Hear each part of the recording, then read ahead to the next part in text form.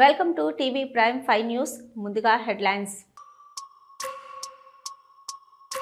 తిరుపతిలో భారతీయ విజ్ఞాన సమ్మేళనం పాల్గొన్న CM Chandrababu, RSS chief Mohan భగవత్.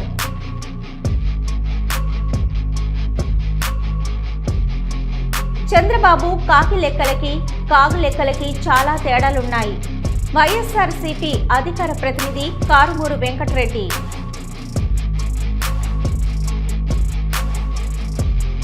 తిరుపతిలో నూతన జిల్లా పోలీస్ కార్యాలయం ప్రారంభించిన ముఖ్యమంత్రి Chandrababu Naidu.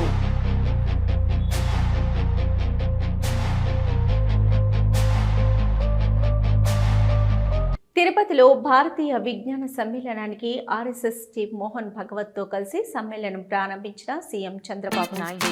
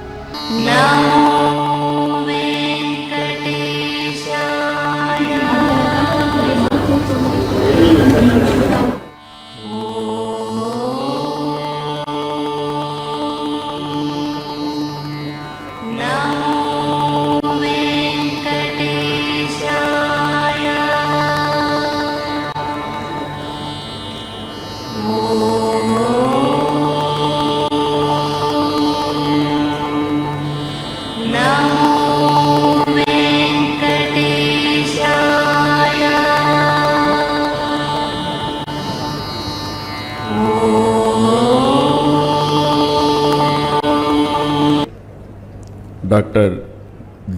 Jitendra Singh Ji, Honorable Revenue Minister Sri Satya Prasad, President Vijnan Bharat, Dr. Sekhar C. Mandeji, Vice Chancellor, National Sanskrit University, Professor G.S.R.K. Murthy, former Chairman DRDO, Head Reception Committee, BVS 2025, Satish Reddy Garu, Secretary General Vijnan Bharat, Vivekanand Pai Garu, distinguished scientists, respected dignitaries and friends. I am very happy to present here. All knowledge force in this country are here. Tirumala Tirupati దేవస్థానంలో శ్రీవారి కళ్యాణం అంగరంగ వైభవంగా నిర్వహించారు.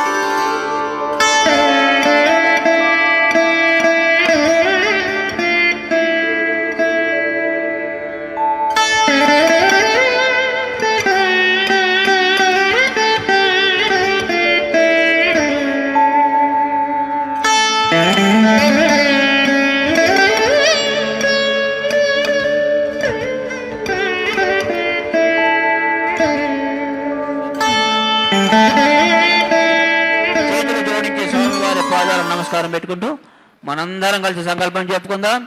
మన కోరికలను స్వామివారికి విన్నవించుకుందాం. చేతులు పైకెత్తి మరొకసారి ఏడుకొండలవాడ వెంకటరమణ గోవింద గోవింద.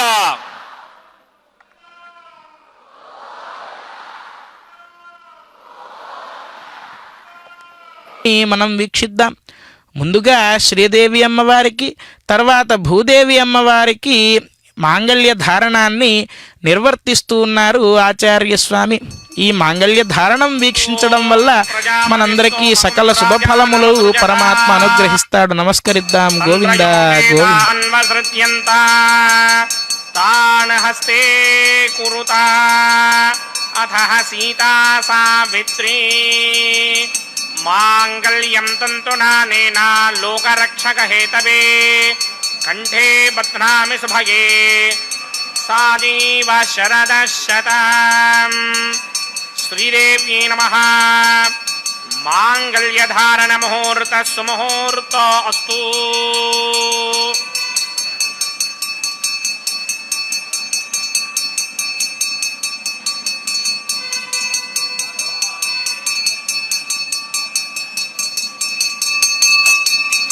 ఓం ప్రజాపతి సోమగుం రాజానమసృజత తంత్రయో వేదా అన్వసృజ్యంత తాన్ హస్తే కురుతా అథః సీతా సావిత్రీ మాంగళ్యం తంతునానేన లోకరక్షక హేతవే కంఠే బధ్నామి సుభగే రక్షధ్వం భువనత్రయం.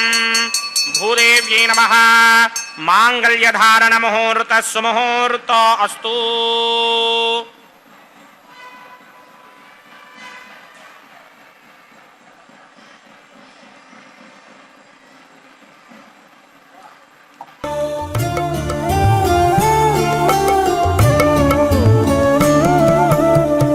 ఒకరికొకరి అన్యోన్యము చూడరే, ఒకరికొకరి అన్యోన్యము చూడరే, సకలము నెరిగిన సరసులే వీరు. ఒకరికొకరి అన్యోన్యము చూడరే, సకలము నెరిగిన సరసులే వీరు. ఒకరికొకరి అన్యోన్యము చూడరే.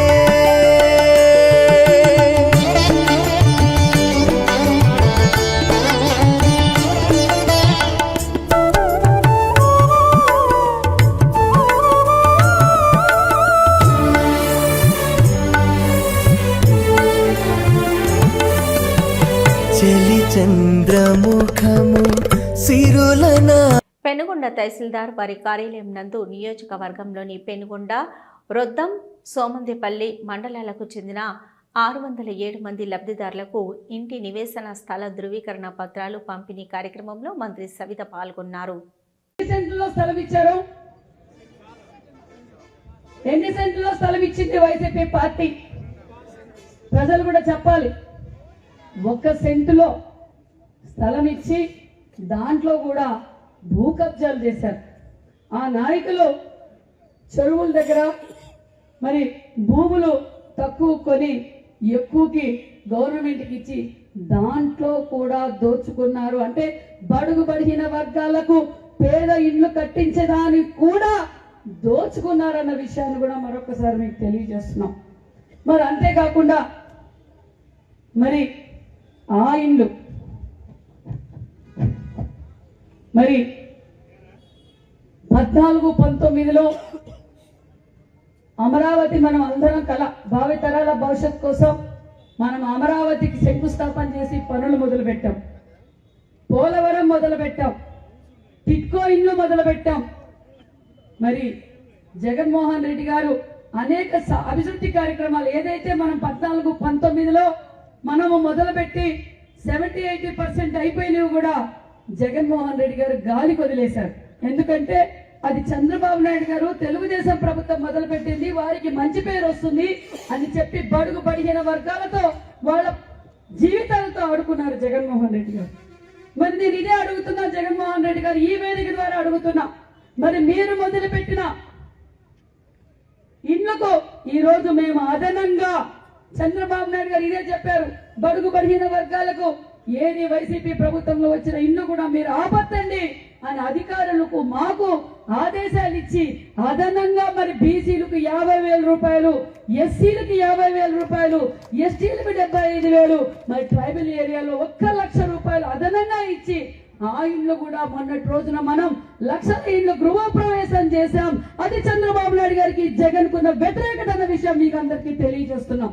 మరి అదే జగన్మోహన్ రెడ్డి గారు ప్రజల సొమ్ముతో కట్టిన ప్రజావేదిక కూలుస్తారు, అమరావతి ఆపేస్తారు, పోలవరం ఆపేస్తారు, టిడ్కో ఇండ్ ఆపేస్తారు, బీసీ హాస్టల్స్ ఆపేస్తారు, బీసీ గురుకుల పాఠశాలలు ఆపేస్తారు. మనం మొదలు పెట్టినవి అక్కడే ఆపేసి మరి జగన్మోహన్ రెడ్డి గారా సైకో ఎవరంటారన్న విషయాన్ని కూడా మీకు అందరికీ తెలియజేస్తున్నాం. ఈరోజు చంద్రబాబు నాయుడు గారు, జగన్మోహన్ రెడ్డి గారు మొదలుపెట్టిన ఇండ్లు మనం పూర్తి చేస్తున్నాం. జగన్మోహన్ రెడ్డి గారు నేను తెచ్చిన మెడికల్ కాలేజీలు నేను తీసుకొచ్చా 17 మెడికల్ కాలేజీలు, నేను 17 మెడికల్ కాలేజీలు తీసుకొచ్చానన్న జగన్మోహన్ రెడ్డి గారు ఆ 17 మెడికల్ కాలేజీలు ఏ విధంగా ఉన్నాయో మనం అందరం చూసే ఉన్నాం. ముఖ్యమంత్రి చంద్రబాబు, ఉప ముఖ్యమంత్రి పవన్ కళ్యాణ్, మంత్రి నారా లోకేష్లు రాష్ట్రాన్ని అభివృద్ధి చేయడానికి అహర్నిశలు శ్రమిస్తున్నారని, ముఖ్యంగా నారా లోకేష్ విదేశాల నుంచి వివిధ కంపెనీలను తద్వారా పెట్టుబడులను రాష్ట్రానికి తీసుకొస్తున్నారని అన్నారు మంత్రి కొలుసు పార్థసారథి.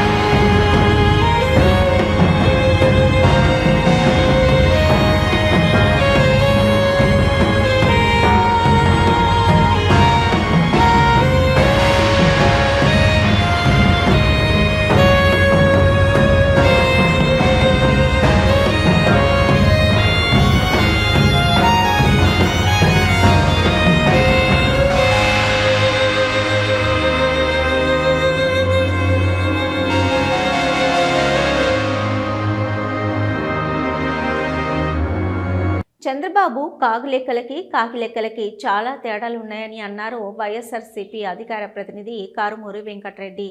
పచ్చి అబద్ధాలతో ప్రజలను చంద్రబాబు మభ్యపెడుతున్నాడు అనడానికి ఈ కాగు లెక్కలే సాక్ష్యాలని కేంద్రం నుంచి నిధులు తీసుకురావడంలో రాష్ట్ర ప్రభుత్వం ఘోరంగా విఫలమైందని, కాగు తేల్చేసిందని వివరించారు కారుమూరి వెంకటరెడ్డి.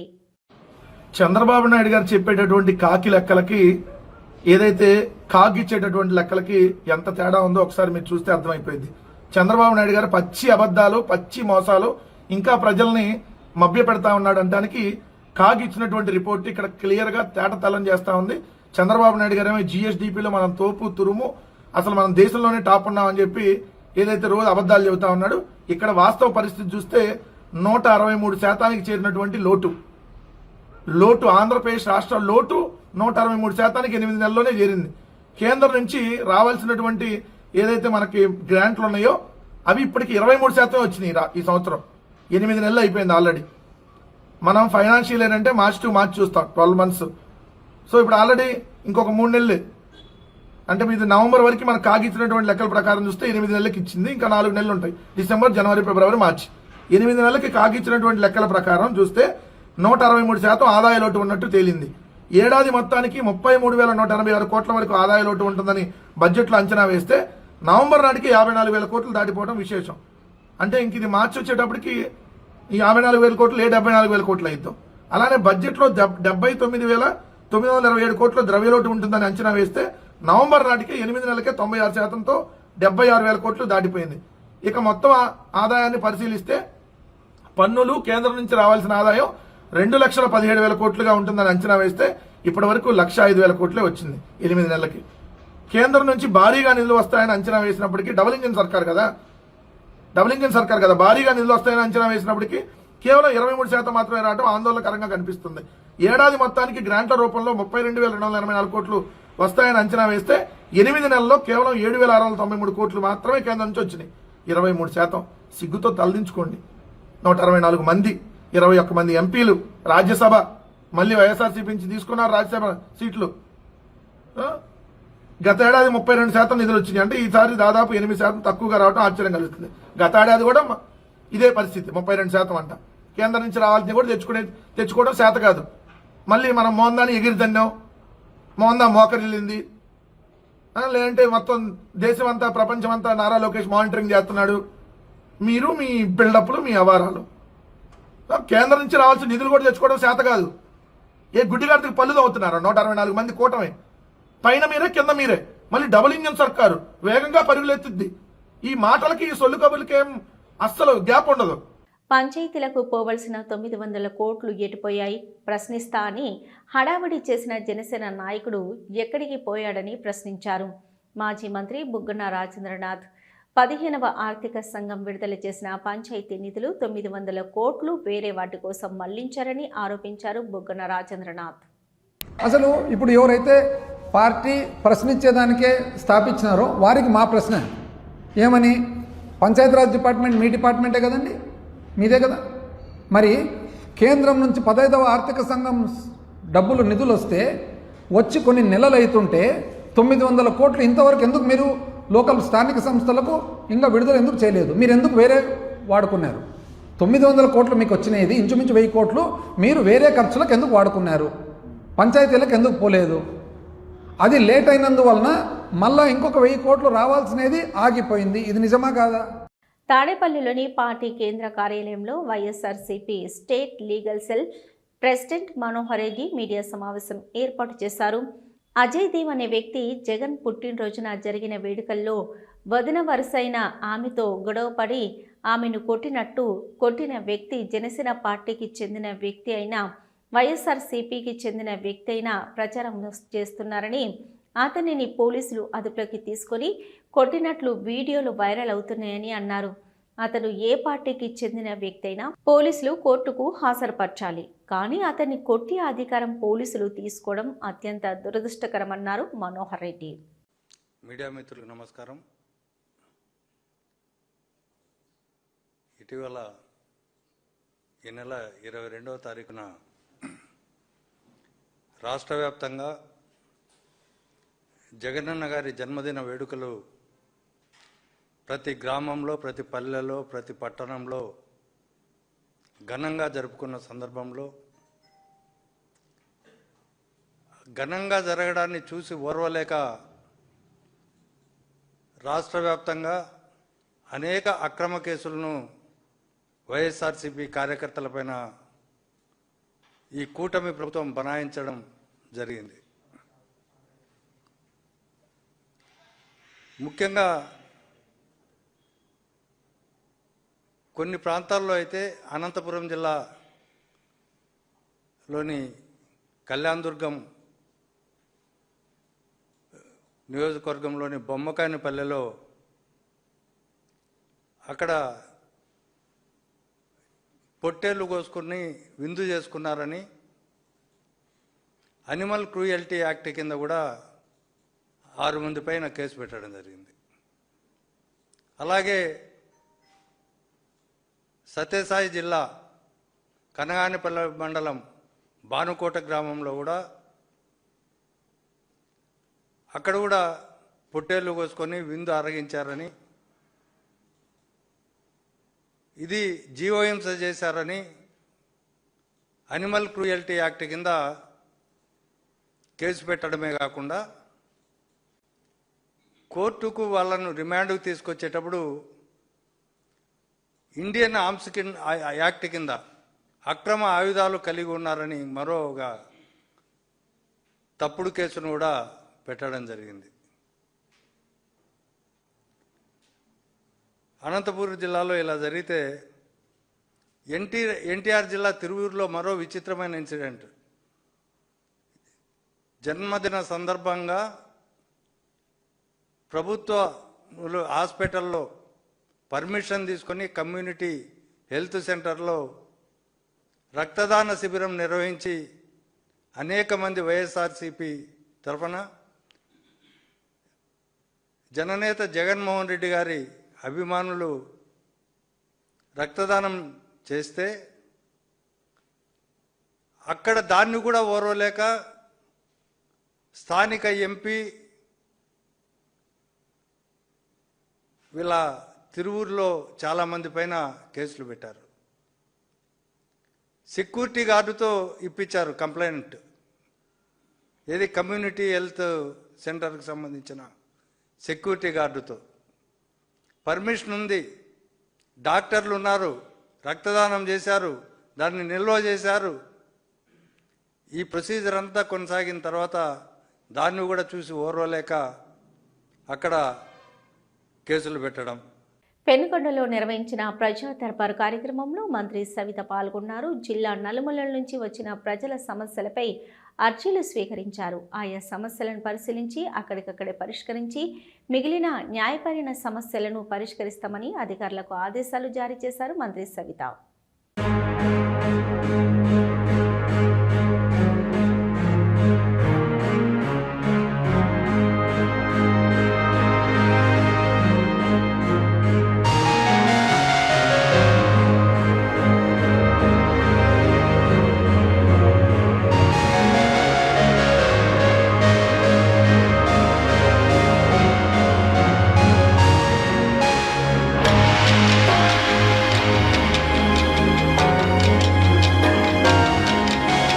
వంగవీటి మోహన్ రంగా 37వ వర్ధంతిని పురస్కరించుకుని మాజీ మంత్రి ఉమ్మడి గుంటూరు కృష్ణా జిల్లా పట్టభద్రుల సభ్యులు అలనాటి రాజేంద్ర ప్రసాద్ వంగవీటి విగ్రహానికి పూలమాల వేసి నివాళులర్పించారు.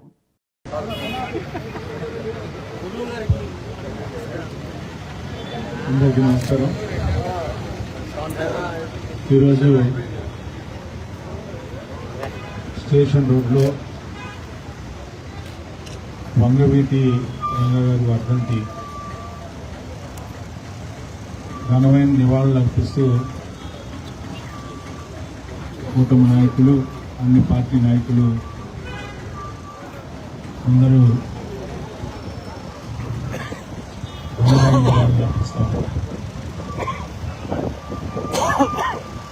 ముఖ్యంగా మనందరం కూడా గుర్తుపెట్టుకోవాల్సింది, మనిషి పుట్టినప్పటికీ మనిషి కూడా జీవించే విధానాన్ని బట్టి ఈ సమాజంలో వారు గుర్తుంటూ ఉంటారు. రంగా గారి యొక్క జీవితం సామాన్యమైనటువంటి జీవితం, కానీ ఆయన ఎన్నుకున్నటువంటి మార్గం సేవా మార్గం. నిత్యం ప్రజల యొక్క సమస్యలతో, ప్రజల యొక్క కష్టాల్లో పాలు పంచుకోవడమే కాకుండా ఆ కష్టాలను తొలగించడానికి నేను ఏ రకమైనటువంటి ప్రయత్నం చేస్తే ఆ కష్టాలు తొలగుతాయని చెప్పి ఆలోచించినటువంటి వ్యక్తి. ఆ నేపథ్యంలోనే ఇద్దరు అన్నదమ్ములు వారి జీవితాన్ని కోల్పోయారు ఈ సమాజం కోసం. ఒకరు వంగవీటి రాధా గారు, ఆ తర్వాత ఆయన రాధా గారు అప్పుడు రాజకీయాల్లో రాజకీయ నాయకులు అండగా ఉండేవాడు. ఏమిటి నా జీవిత నేపథ్యం అని చెప్పి ఆయన ఎంచుకున్న మార్గం రాజకీయాల్లో రావడం, ఆ రకంగా కార్పొరేట్గా పోటీ చేయటం, అక్కడి నుంచి ఆయన చేసిన సేవల్ని గుర్తించి ఆనాటి రాజకీయ పార్టీలు ఆయన్ని శాసనసభ్యులుగా తీసుకురావడం జరిగింది. తిరుపతిలో జిల్లా పోలీస్ కార్యాలయాన్ని ముఖ్యమంత్రి నారా చంద్రబాబు నాయుడు ప్రారంభించారు.